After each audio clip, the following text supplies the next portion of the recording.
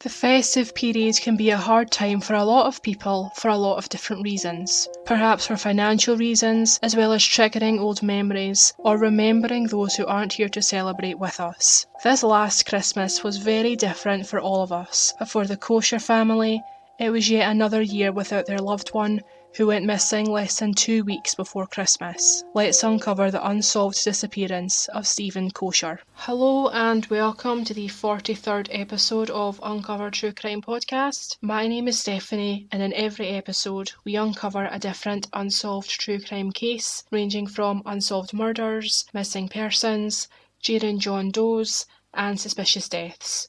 You can listen to the podcast on Spotify, Apple Podcasts, Stitcher and other podcast streaming apps, as well as on YouTube by searching Uncover True Crime. You can follow the podcast on Twitter at uncover_pod, on Instagram at Uncover True Crime Pod, and you can join the Uncover True Crime discussion group on Facebook. But without any further ado, let's uncover the unsolved disappearance of Steven Koecher.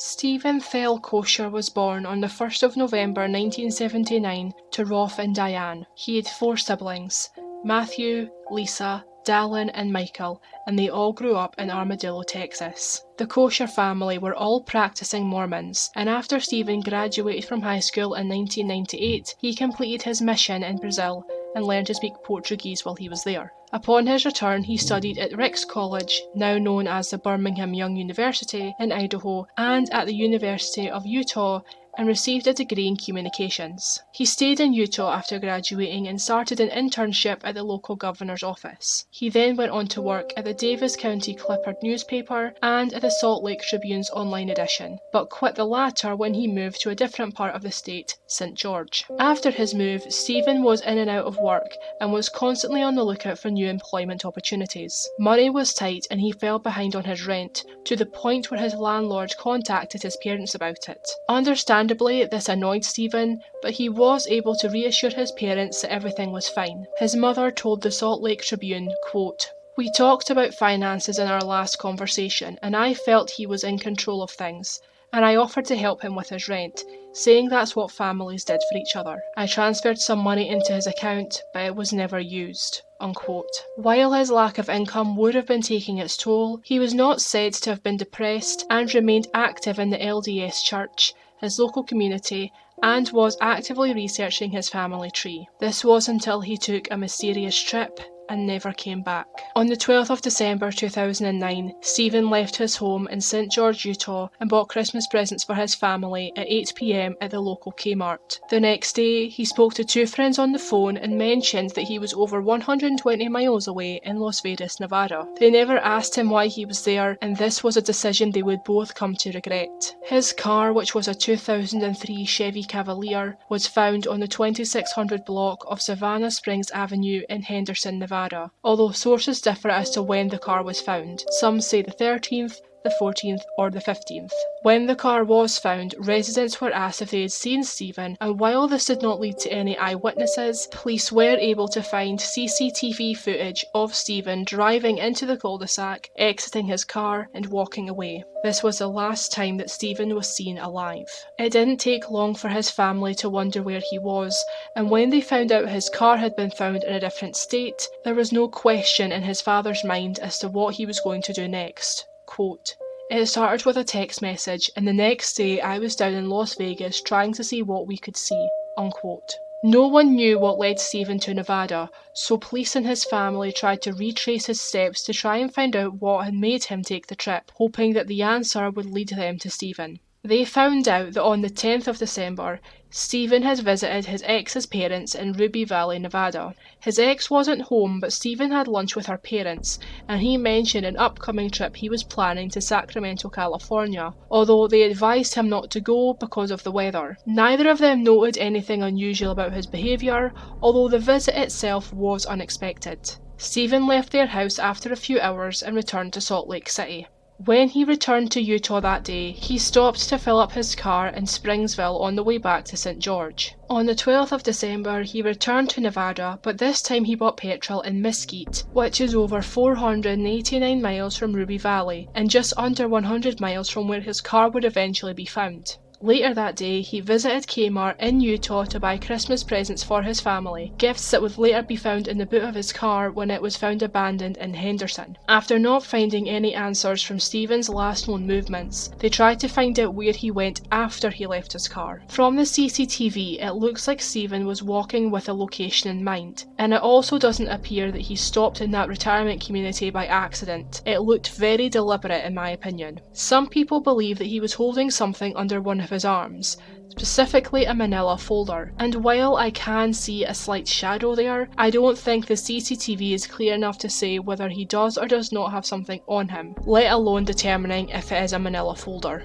5 hours after Steven was last seen on CCTV, his phone pinged off a tower near Arroyo Grande and American Pacific Avenue, 9 miles away, and according to Google Maps, it would take approximately 2 to 3 hours to walk there from where he left his car. 2 hours later, it pinged again at Whitney Ranch near Sunset Drive and Stephanie Street, and again, according to Google Maps, this would have taken him approximately 50 minutes to walk. The next day, on the 13th, someone used Steven's phone to access his voicemail, and it pinged off a tower near Route US 95 and Russell Road, where it stayed for 2 days, until it was either turned off or died. When I typed this last location into Google Maps, it immediately came up with the Palladium Apartments, which is a very upscale apartment complex around 12 miles away from where he left his Chevy. Now, I don't know exactly how exact these locations are, or how far he could have been away from these cell towers for his phone to ping off them, but it does give us an idea of where he could have been, or at the very least where his phone was, although it has never been located. Police also had a look at his cell phone records to see if he called anyone on the lead up to or after his disappearance, and they were able to account for every number bar one.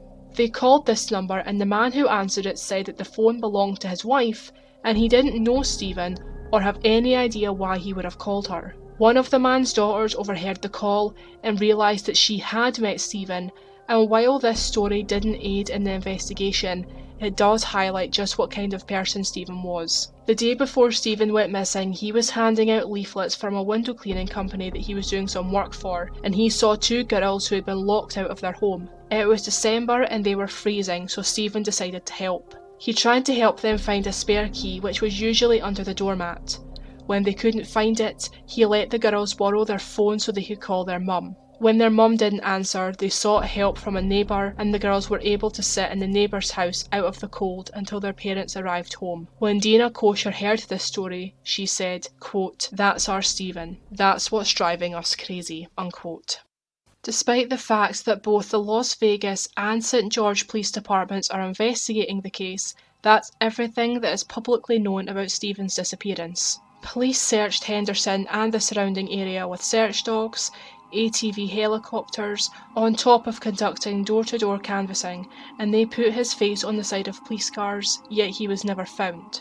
The mysterious nature of Steven's disappearance means that many people have come up with theories as to what could have happened to him, and as with all theories we discuss, they are all pure speculation. There are people on forums such as Reddit who have theorised that Steven had a drug problem, or had turned to drug dealing as a way to make ends meet. And I'm not going to entertain this theory because I can't see anything that supports it, and I can't imagine how hard it must be for Steven's family to hear this, especially without there being any proof or indication that he was involved in that world at all. By all accounts, Steven didn't even drink alcohol and was very devoted to God and to the Church of the Latter-day Saint. And while it's not totally unheard of for Mormons to do drugs, I don't think it is a viable theory in this case. Another theory is that he ran away with a woman called Susan Powell, another missing person from Utah. It was Susan's husband who first came up with this theory, and anyone who knows anything about her case knows that not only is Steven Powell the prime suspect in her case, but as far as I know, he is the only suspect, so it makes sense that he would want to come up with an alternate theory. Also, there is no evidence that the pair even knew each other. Susan Powell went missing 5 months before Steven did, and while they both lived in Utah, Susan lived in West Valley City, around 300 miles away from where Steven Koecher lived. They were also both Mormons, although as are many people living in Utah, so I don't think this is a close enough connection to assume that the pair would have met. So again, I don't think that this is what happened, and it doesn't make sense that the pair would stay hidden for 11 plus years. Another theory is that Steven completed suicide, and again, while it's not totally unheard of for Mormons to take their own life, it does go against their beliefs. His family don't believe that Steven would have taken his own life, with his brother Dallin commenting, quote, "I don't think he committed suicide. He was depressed, but even though I'm not a psychologist, he did not exhibit the rapid mood swings people who commit suicide demonstrate. Another thing is, a lot of people commit suicide for attention and leave notes behind, and nothing with Steven was ever found." Unquote. If he did intend on taking his own life, I can understand why he would want to travel far away from his family to do so, but I don't understand why he would leave his car in a retirement community unless he really wanted to throw people off the scent and not to be found. It is possible that he wanted to leave his life to start anew, but where? Is this what his upcoming trip to Sacramento was about? I couldn't find any information about whether his family knew about the Sacramento trip, but I did read somewhere that he told his ex-partner's parents it was to visit family, despite no one he was related to living there. That leads me on to another question. Why did he make so many trips to Nevada, and why did he visit his ex's parents? I couldn't find any information about his ex-girlfriend,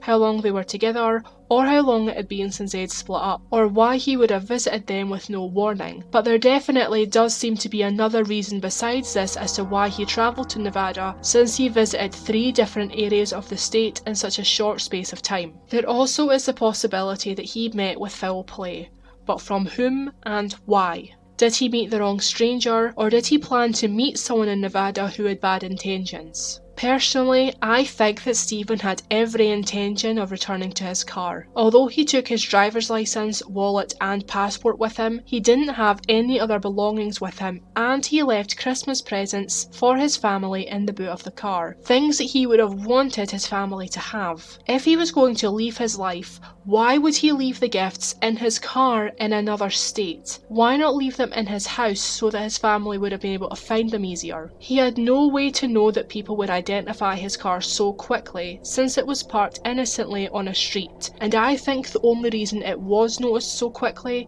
was because it was a close retirement community, and a car that no one recognised would have probably stood out like a sore thumb. We don't have a clue what happened to Steven, but we do know that he left behind a family who love him deeply and are still no closer to finding him or any closure. The Koecher family have been without Steven for more than a decade, and I can't even begin to imagine how hard the last 11 years have been for them. As Diane Koecher said a month after her son disappeared, quote, "We're taking things one day at a time.